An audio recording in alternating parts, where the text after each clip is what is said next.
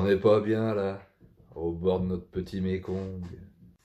Et bonjour à tous, aujourd'hui toute petite vidéo pour vous parler d'un film que j'ai vu il y a quelques années, que j'ai revu spécialement il y a quelques temps, qui s'appelle donc Opération Mékong, réalisé par Dante Lam avec Zhang Hanyu et Eddie Peng, deux acteurs que j'aime beaucoup, surtout Zhang Hanyu. Voilà, j'aime beaucoup Dante Lam, comme vous le savez, très grand réalisateur très bon réalisateur hongkongais qui réalise aujourd'hui de très gros et grands films chinois d'action patriotique que j'aime beaucoup, notamment Opération Red Sea que et The Rescue aussi, dont j'avais parlé dans une précédente vidéo, et qui va sortir bientôt le grand carton atomique chinois de l'année, donc qui va réaliser avec Tsui Hark et Chiang Kai-shek.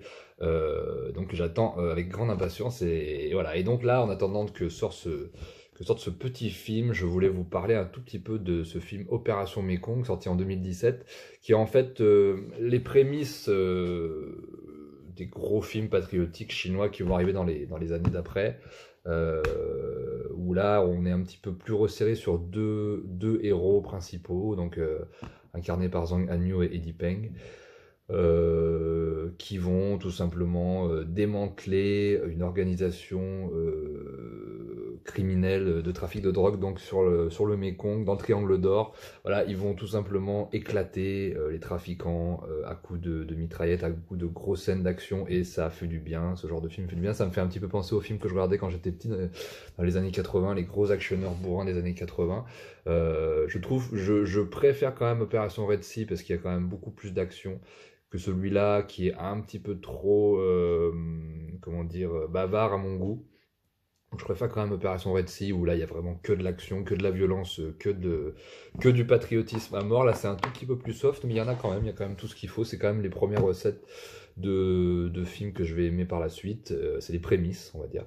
Et voilà, donc si vous voulez voir les Chinois, l'armée chinoise éclater les méchants, éclater les terroristes, les trafiquants de drogue, et tous les méchants vilains de la Terre, dans des grosses scènes d'action explosives chorégraphiées par des Hongkongais à l'ancienne, super lourd, je vous le conseille, parce que tout simplement en Occident on ne le fait plus, on ne se permet plus de faire ça, donc heureusement que la Chine le fait encore, nous fait encore rêver, et nous fait encore des films certes très manichéens, très noir et blanc, effectivement.